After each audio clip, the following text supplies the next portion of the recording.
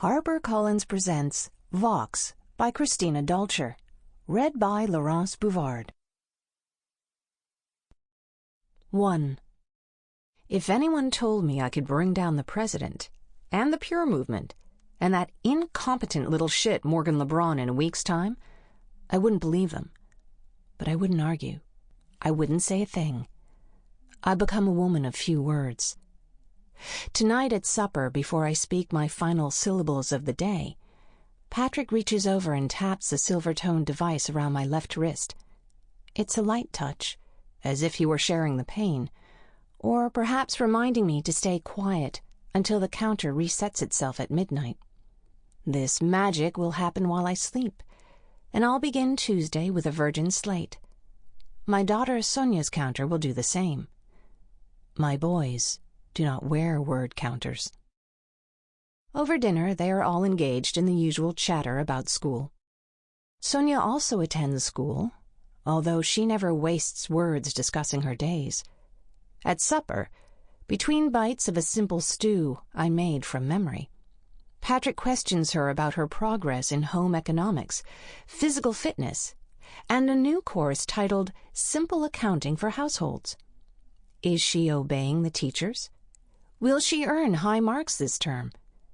He knows exactly the type of questions to ask, close-ended, requiring only a nod or a shake of the head.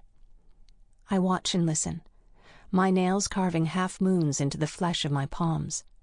Sonia nods when appropriate, wrinkles her nose when my young twins, not understanding the importance of yes-no interrogatives and finite answer sets, ask their sister to tell them what the teachers are like, how the classes are, which subject she likes best. So many open-ended questions. I refuse to think they do understand, that they're baiting her, teasing out words. But at 11, they're old enough to know, and they've seen what happens when we overuse words. Sonia's lips quiver as she looks from one brother to another, the pink of her tongue trembling on the edge of her teeth or the plump of her lower lip, a body part with a mind of its own, undulating. Stephen, my eldest, extends a hand and touches his forefinger to her mouth. I could tell them what they want to know. All men at the front of the classrooms now. One-way system. Teachers talk, students listen. It would cost me 16 words. I have 5 left. How is her vocabulary?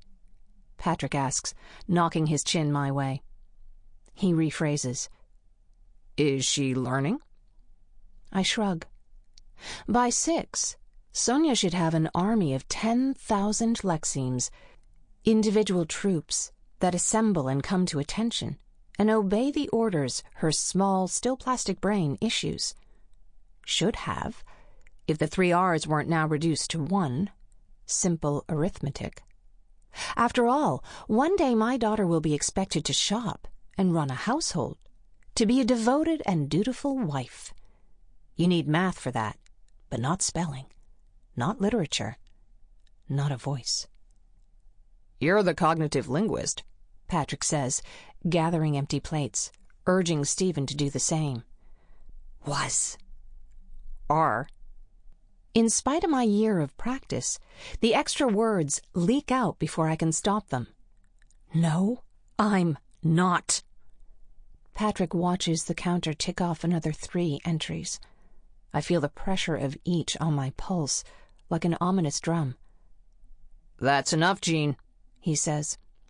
The boys exchange worried looks, the kind of worry that comes from knowing what occurs if the counter surpasses those 3 digits, 100. This is when I say my last Monday word, to my daughter. The whispered, "Good night," has barely escaped when Patrick's eyes meet mine, pleading. I scoop her up and carry her off to bed. She's heavier now, almost too much girl to be hoisted up, and I need both arms. Sonia smiles at me when I tuck her under the sheets. As usual, there's no bedtime story, no exploring Dora, no Pooh and Piglet, no Peter Rabbit and his misadventures in Mr. McGregor's lettuce patch. It's frightening what she's grown to accept as normal. Sample complete. Ready to continue?